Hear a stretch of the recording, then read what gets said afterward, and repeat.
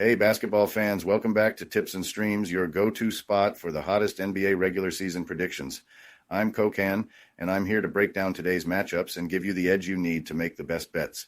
Before we dive in, make sure you hit that subscribe button and like this video. Your support means the world to us. Remember, our channel has no sponsors and relies solely on the love and support of viewers like you. Even a small donation by pressing the thanks button under the video helps us keep bringing you top-notch content every day. Don't forget to share this video with your friends and fellow basketball enthusiasts. And we love hearing from you, so drop a comment below and let us know what you want to see in our forecasts. Your feedback helps us improve and bring you the content you crave.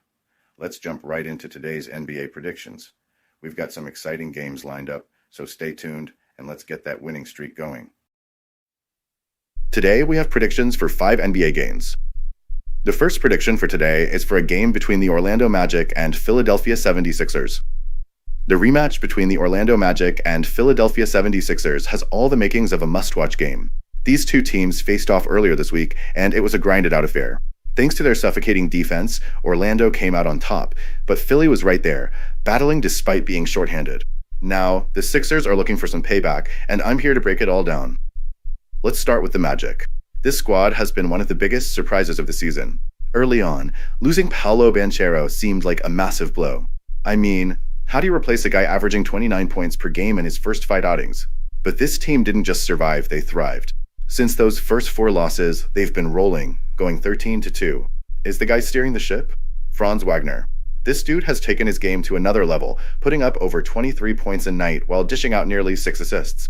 He's hitting clutch shots, running the offense, and proving he's the real deal. And let's not forget his brother, Mo Wagner, who's quietly putting in work with 13 points per game. The Magic's bread and butter is defense. These guys don't just play good defense, they play elite defense. They've got the 3rd best defensive rating in the league, holding teams to just over 100 points per game. That's insane in today's NBA. They've got dogs on that side of the ball, too. Jonathan Isaac and Kentavious Caldwell-Pope are locking dudes up. The whole squad buys in defensively, and that's how they've been winning, even when their offense sputters. Let's be real, their offense has been ugly at times. They're the worst 3-point shooting team in the league, hitting just 31%, and they play at a snail's pace. But when you clamp down like they do, you can get away with a few bricks. Now, Philly is a whole different story. It's been a rough season for the Sixers, to say the least. They came into the year with championship aspirations after adding Paul George, but it's been one setback after another. Joel Embiid can't seem to stay on the floor, and when he does play, you never know what version of him you're getting. Paul George has been banged up, Tyrese Maxey missed time, and the team's chemistry is basically non-existent. There's even been some drama. Apparently, Maxey and Embiid had words during a players-only meeting. Not what you want from your stars. That said, Maxey has been a bright spot. This kid is special. He's putting up 25 a game and carrying the offense most nights. Rookie Jared McCain has been impressive too, averaging 16 points and giving them some much-needed spark. Still, it feels like the Sixers are spinning their wheels. They've shown some signs of life lately, splitting their last 6 games, but consistency is a problem. Looking back at Wednesday's game, Philly gave it everything they had, even without Embiid, George, Lowry, and Drummond. The Magic pulled out the win, but it was closer than I expected. The Sixers might have turned the corner a bit. They've covered in 3 straight games, and you can see them starting to figure things out. Maxey is leading the charge, and if they can keep him rolling, they're dangerous. Still, Embiid's absence is the elephant in the room. Can you trust this guy to lead a team? Personally, I'm not sold. He has great talent, no doubt, but it feels like the Sixers are going nowhere fast with him as their centerpiece. As for this game, I've got to say, I'm leaning toward the Sixers. I think they've had enough of the Magic, and they'll come out with something to prove. Orlando has been great defensively, but their offense leaves too much on the table. If Philly can push the pace and crash the boards, they can flip the script. I'm rolling with the Sixers to cover the +3 spread. This one's going to be tight, but I see Philly gutting it out and giving their fans something to cheer about.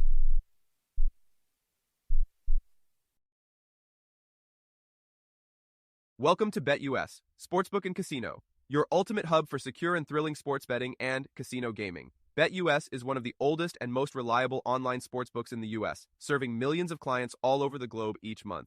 BetUS, trusted for over 30 years, offers huge welcome bonuses, countless betting options, and many deposit and payout methods. Depositing funds is a breeze and safe, with a minimum deposit of just $10. Payouts are fast and hassle-free, beginning at only $50. Choose from various payout options like MoneyGram, couriered check, cryptocurrency, or bank wire. Signing up is quick and easy. For signing up, you can use the link in the description and enjoy a generous 125% welcome bonus of up to $3,000. By signing up using the link in the description, you'll also support us as we earn a small commission from your registration at BetUS. Thank you for supporting us. Join now and start winning.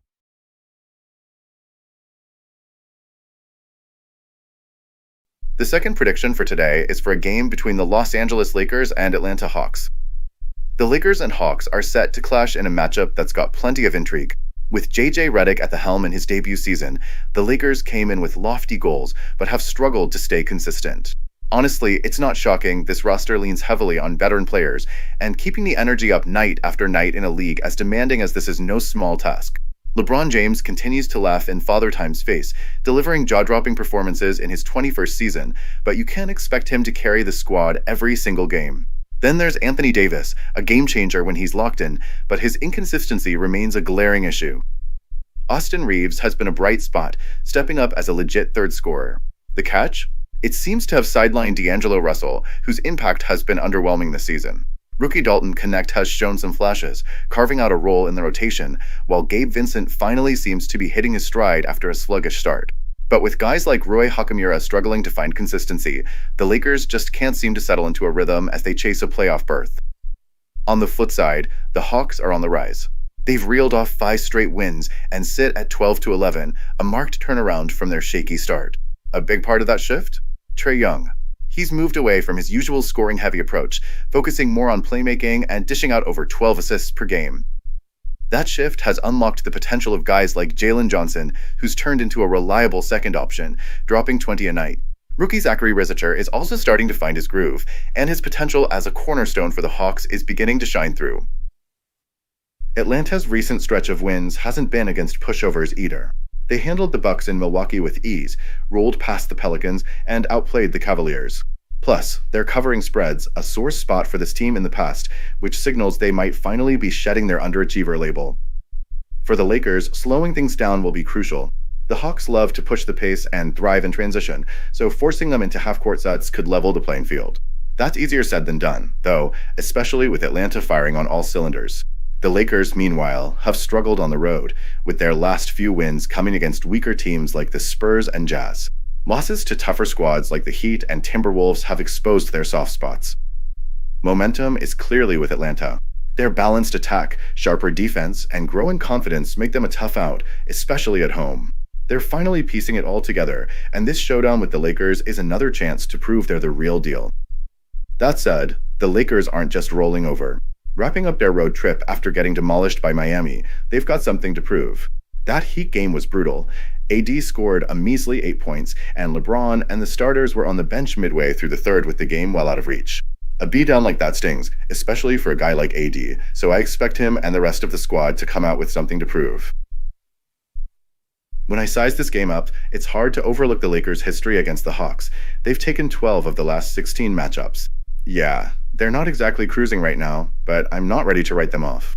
The Hawks are dangerous, no doubt, but they're also the kind of team that can stumble when you expect them to shine. I don't think the Lakers will take them lightly after the embarrassment in Miami. This feels like a bounce-back spot for LA, a gritty, determined effort to cover the 5-point spread. I'm rolling with the Lakers here. It's ride or die with LeBron and company for this one. Before we move on, I have a quick favor to ask. If you're enjoying the content, please take a second to like this video and subscribe to the channel. Subscribing might seem like a small action, but it actually makes a big impact for us. Plus, it's completely free for you. Have you clicked that subscribe button? Awesome, thank you so much for your support. Now let's dive back into the video. The third prediction for today is for a game between the Milwaukee Bucks and Boston Celtics. Alright, buckle up, folks, because this is about to be a hardwood battle you don't want to miss. The Milwaukee Bucks are rolling into TD Garden to square off against the reigning champs, the Boston Celtics, and trust me, the stakes feel a whole lot bigger than your average regular season game. Both squads have something to prove, and the energy in that building is going to be electric. Let's start with Milwaukee. They've been a roller coaster, to put it lightly.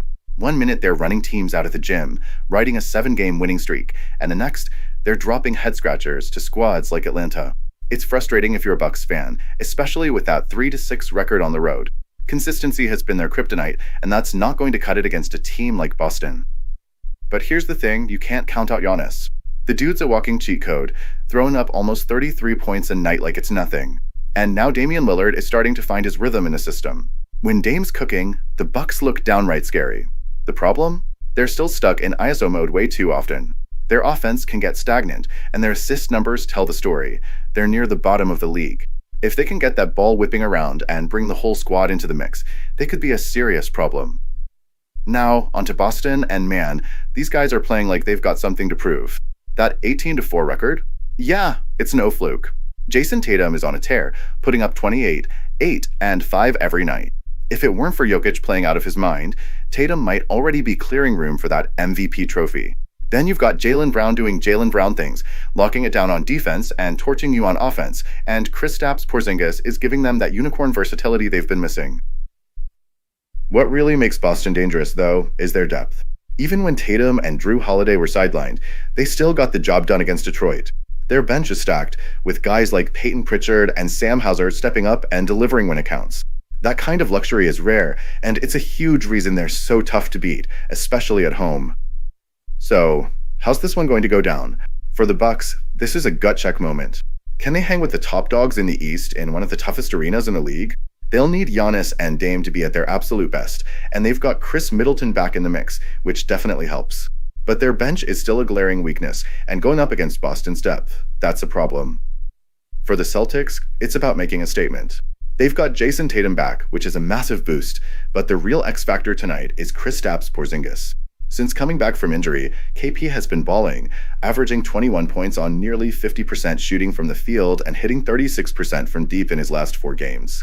The Bucks haven't faced this version of Boston with Porzingis fully integrated, and that could spell trouble for Milwaukee. In the end, I see Boston flexing their muscle again.